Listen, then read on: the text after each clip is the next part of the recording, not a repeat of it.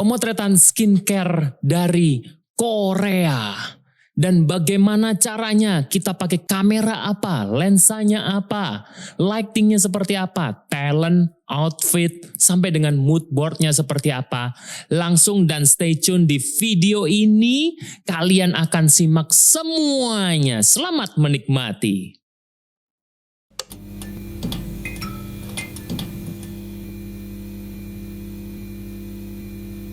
Assalamualaikum warahmatullahi wabarakatuh. Kita kembali lagi di Fotografer Yobe bersama Motret. Kali ini adalah spesial banget karena ini merupakan photoshoot skincare dari Korea. Dan kebetulan mereknya adalah, tulisannya sih Lador. Nah, semuanya pasti orang udah tahu. Waktu itu saya menjadi official photographer untuk seluruh campaign mereka. Nah, bagaimana konsep dan bagaimana sampai dengan delivery output ya, karya-karya fotonya sampai ke klien. Ini yang paling penting. Yang pertama, kita akan membahas konsep. Nah, ini kalau kita ngomongin masalah konsep, itu bicaranya banyak banget. Ini terutama yang paling utama. Nih, yang paling utama itu ternyata adalah talentnya. Nah, kalau kita ngomongin talent, kita tuh sampai mikir, nih talentnya siapa? Yang pertama kita harus cari talent harus yang rambutnya lurus, harus yang kulitnya itu terang atau kulitnya itu putih. Lalu harus yang wajahnya itu elegan. Dan gak cuman itu aja, harus yang ada eksotiknya. Terus kalau udah jelas seperti itu, pakai ke talent outfit.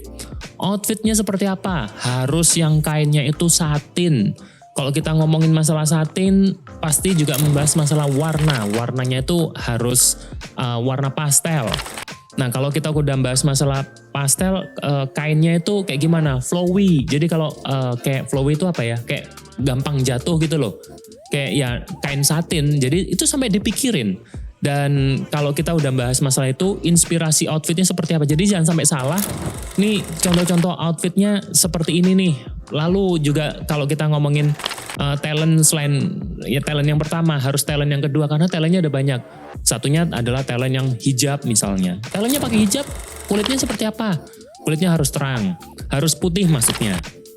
Dan elegannya tetap ada karena konsep dari Lador yang ini, seri yang ini tuh serinya harus yang elegan, terus floral dan ada konsep bunga-bunganya dan dia kayak soft focus juga. Maksudnya konsepnya yang dreamy seperti itu. Wah, banyak banget. Nomor 2. Nah, kalau kita udah membahas masalah nomor 2 adalah mood board fotografinya. Kalau kita ngomongin masalah mood board, itu kita sampai mikirin color tone-nya. Mood board yang pertama ini kita bahas masalah warna hasil dari fotonya itu sendiri. Jadi warnanya ini ternyata kita mau mengedepankan warna-warna earth tone. Jadi jangan sampai ada warna selain earth tone yang ada di foto itu nanti. Bahasnya sampai sedetail itu ternyata. Dan berikutnya dari mood board itu kita membahas masalah framingnya. Nah, framingnya ini long shot dan medium shot. Tidak ada close up atau bahkan extreme close up. Mau kulitnya tuh di zoom sampai sedetail itu, enggak ternyata. Kalau kita udah bahas masalah konsep terus kita masuk ke mood board, kita juga harus tahu framing banget. Karena kita supaya tahu motretnya ini seperti apa dari kebutuhan kliennya. Atau kita bisa bahas di sini adalah agensinya ya. Kebetulan agensinya di sini adalah long distance creator yang punya gawe ya. Jadi otomatis saya harus tanya kebutuhan fotonya ini mau sebatas apa nih. Nah, agensi sudah menjawab, kita cuma mau long shot dan medium shot saja karena supaya kebutuhan fokus dari hasilnya itu digunakan untuk landing page-nya itu seperti apa. Ternyata emang butuhnya long shot dan medium shot aja supaya nanti bisa di cropping sendiri. Nah, kalau udah bahas masalah cropping, otomatis kan saya harus mikir juga tuh. Wah, kalau pakai kamera yang cuman 10 megapiksel nggak kuat nih kayaknya. Takutnya agak ada rasa kecewa di akhir. Jadi otomatis saya harus pakai kamera yang di atas 50 megapiksel. Kebetulan nanti kita akan bahas masalah kamera dan lensanya seperti apa. Setelah itu kita juga bahas selain long shot dari model, kita juga kebutuhan product shotnya juga.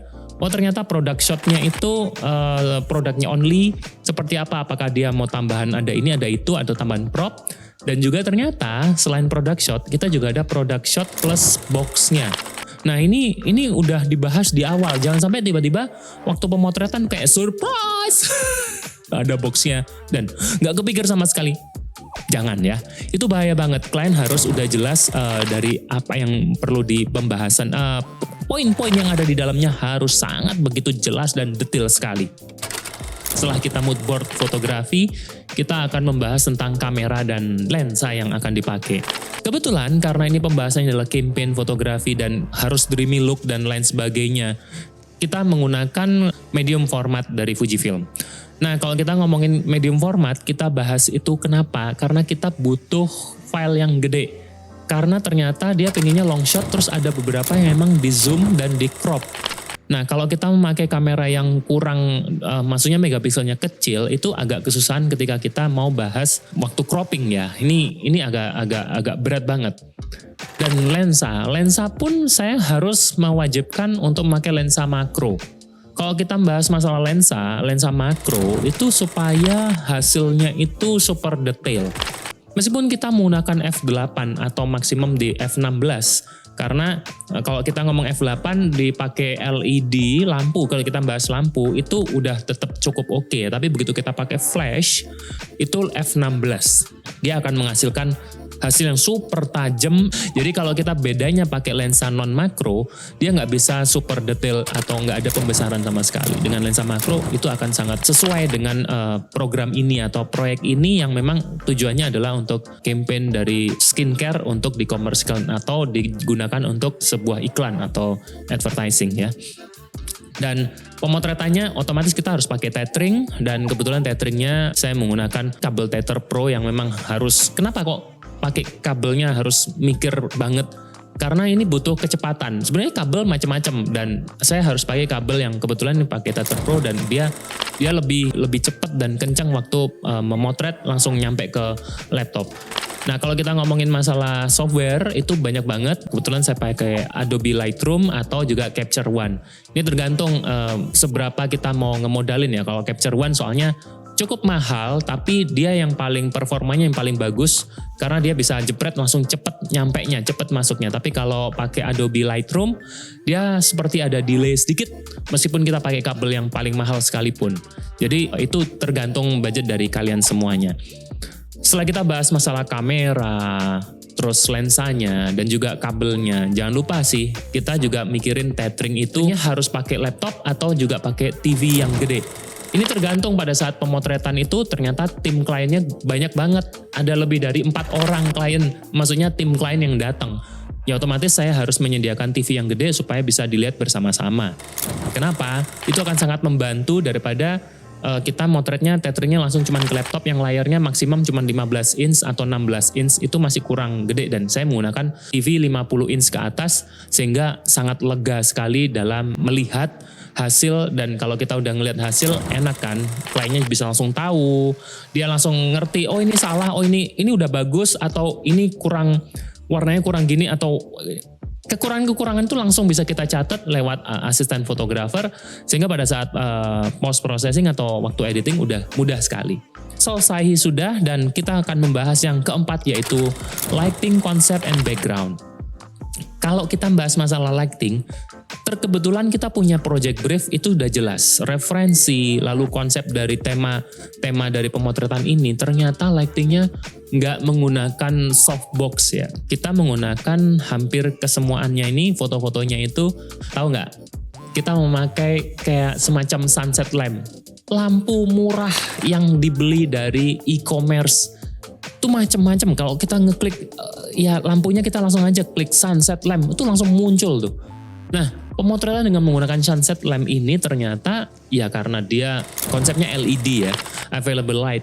Jadi otomatis kita juga nggak bisa pakai f16. Kalau kita pakai f16, ISO-nya bisa kita geber sampai ISO 10.000 ke atas, dan itu akan meninggalkan sedikit noise. Jadi saya tidak menyarankan itu, dan saya tetap memakai f yang lebih besar lagi. kira-kira f-nya di 3,5, tergantung lensa. Kalau kebetulan lensa yang saya pakai bisa f2,8. Nah ini akan sangat menarik sekali hasilnya. Nah kalau kita udah bahas masalah lighting konsep, itu karena konsepnya seperti itu. Dan ada beberapa lighting kita menggunakan LED tube light ya. Tube light ini hanya untuk membuat nuansa, mood, warna. Warnanya harus ada tambahan kekuningan karena memang konsep dari skincare atau produknya itu juga warna kuning. Jadi kita mengeluarkan nuansa kuning itu lewat RGB lightnya itu sendiri. Setelah kita bahas masalah lighting, terus backgroundnya. Backgroundnya juga warnanya sebenarnya kalau lampunya udah bisa warna-warna, backgroundnya putih cukup, atau backgroundnya sedikit berwarna mustard atau kuning yang kecoklatan, itu udah cukup banget karena itu udah sesuai dengan konsep. Dan yang terakhir kita bahas yang poin ke-5. Poin kelima ini adalah editing dan delivery ke clients. Bagaimana caranya foto ini nyampe ke klien. Klien udah jelas, klien mintanya 30 foto yang udah diedit. Nah otomatis editingnya kalau saya sederhana semuanya masuk ke Lightroom dan kita akan masuk ke Photoshop. Nah ke Photoshop ini kan kita akan menghilangkan beberapa jerat-jerat yang ada atau yang memang ada beberapa kerutan yang memang kita tidak bisa lawan itu di real makeup. Jadi otomatis ada di post production. Minor sih, cuman ngeditnya beberapa yang ada keriput atau ada jerawat itu kita hilangkan. Tapi kalau emang dia kondisinya mukanya lonjong atau itu emang konsepnya. Dicari talent yang memang mukanya lonjong, dicari talent yang memang matanya agak sipit atau matanya agak belok, itu emang dicari. Jadi itu tidak kita ubah sama sekali.